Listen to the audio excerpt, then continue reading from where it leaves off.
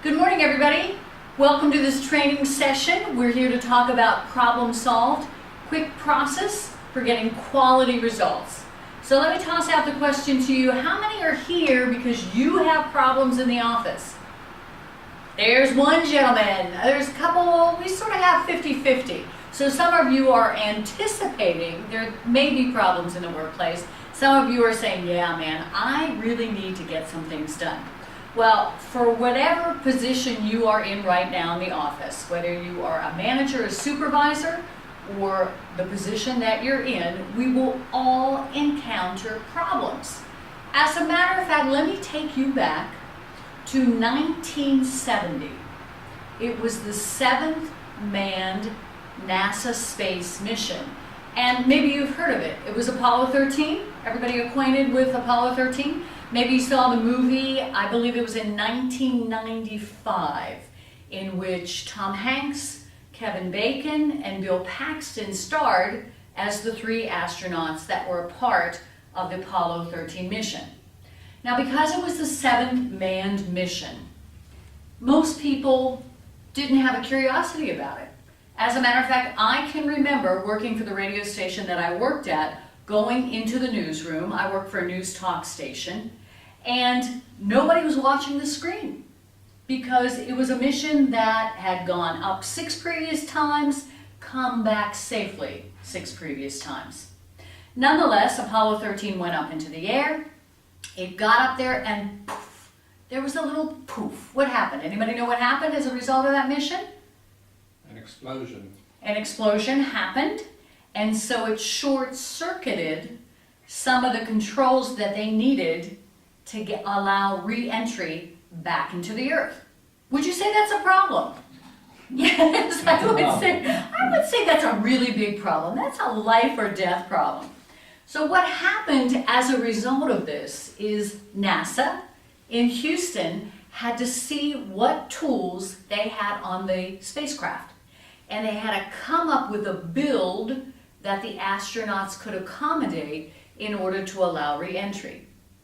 And they came up with a process that would work to allow them to re-enter. Anybody know the rest of this story? They got back safely? They got back safely. And so if you want a feel-good movie about a woohoo from NASA, rent Apollo 13. It's a great, great real-life story, and it has a happy ending. Now, we are not here to talk about catastrophic problems. We're here to talk about everyday problems that you encounter, and how you learn how to solve problems is in your family of origin. Or maybe you have a great boss or supervisor. But rarely do we encounter in grades K through 12, maybe even in our college years, how to solve problems. So that's what we're here for today. So let's take a look at today's agenda. Number 1, it's to identify behaviors used to solve everyday problems. To understand your behavioral strengths and challenges. When you're hired for the job, you're hired for your strengths. But do you know what strengths you have actually in problem solving? I'm sure that never came up in the interview. However, we're going to uncover those today. We're going to complete your personal assessment in order to chart your comfort areas in solving problems, like, I got this, I can handle this, or I'm not too sure about this uncharted waters. And maybe you have team members who will complement that, and that's good. You know where your strengths are by the end of the day, and then in turn you know what you're looking for strengths by the end of the day. We're going to uncover a 5-step process in problem solving. And then we're going to have some application and case studies. That's going to be our layout for today. First, we have to make sure that we are on common ground. And so we are going to talk now about what is a definition of a problem. Lillian, what's the definition of a problem? She loves being called on, by the way. Well, yes. when you have something that needs to be solved, a personal problem, an office problem. So how do you identify what a problem is? What's the difference between, how do you decide whether something is a problem? Well, you can't figure out what to do about something. When you need an answer, is that clear? Am I saying it correctly? Yes, When you need an answer answers. and you don't yet have it. Right. Thank you. Roger, what do you think? When something's not going right, When that's something's, a problem.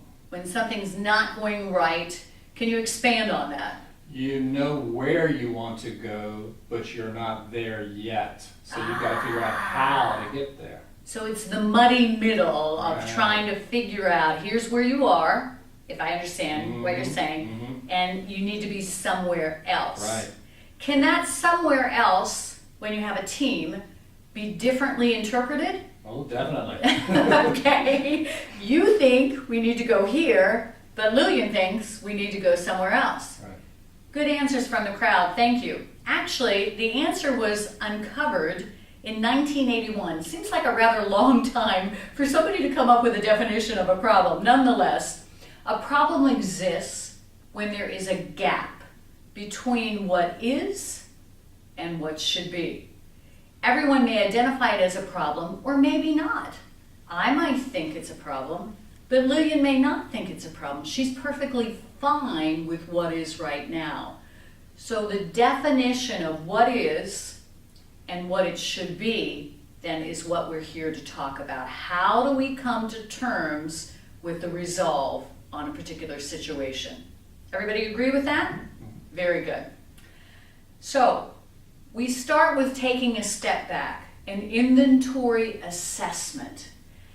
Rarely in our busy world do we stop to step back and see, this is how I process a situation. And it's hard to do because you're turning the mirror back on yourself. But we're going to do that right now. So in front of you, you have 25 questions, and that's on your inventory sheet. Then you have a response form. Now I want you to note that the responses go left to right in rows, not columns. And you will see a series of letters. VGE stands to a very great extent. GE to a great extent. ME is moderate extent. SE is a small extent. And VSE is to a very small extent. For these 25 questions, I'm going to give you between 7 to 10 minutes. Merely take out your pen or pencil and circle, based on a problem you now have, how you would respond, what best describes it, okay? All right, for the sake of this video, we're going to assume that we have finished that right now, okay? So let's set that aside. We're going to delve into your scores and what those scores mean a little bit later on throughout the course of the day. 5 problem-solving steps. First, you have to define the problem. We talked about that before. What is wrong? Number 2, you have to analyze the causes. It's wrong because I don't have enough resources, I don't have enough manpower, I don't have enough time. What are the causes of that problem? Number 3, we want to identify and choose solutions. Now notice that word is plural. Rarely is there just one solution to a problem. And truly, in my opinion, that's where the fun comes into play, because you choose one to try first. And that means you need to plan in step number 4, the actions. What things are you going to put in place based on the fact that you have a solution in mind? And number 5, monitor the results. If we don't measure that which we've put into place, how do we know whether it worked or not? Do you agree with that? I would agree with that as well. Now, sometimes problems can occur where they didn't occur before. Anybody have an example of that? I'll go back to my opening story, Apollo 13. Even though I see Lillian smiling here, does that mean you have a problem in mind? No, she doesn't. Okay, I just caught you smiling there. Apollo 13, it shouldn't have been a problem. They checked the systems over and over and over again, but poof, now a problem was created, right? So sometimes in the course of your day, something can shift, and on Monday it wasn't a problem, Tuesday it wasn't a problem, Wednesday, Thursday, now all of a sudden Friday it's a problem. So when do we want to use that 5-step process?